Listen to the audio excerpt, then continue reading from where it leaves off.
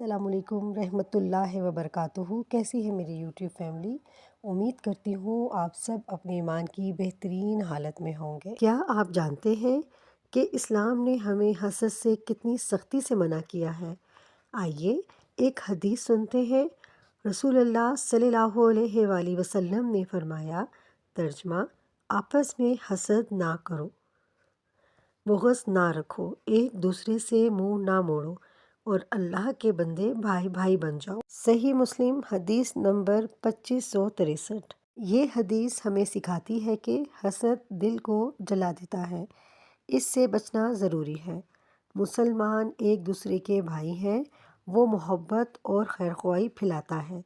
अल्लाह की तक़सीम पर राज़ी रहना ही ईमान की इलामत है।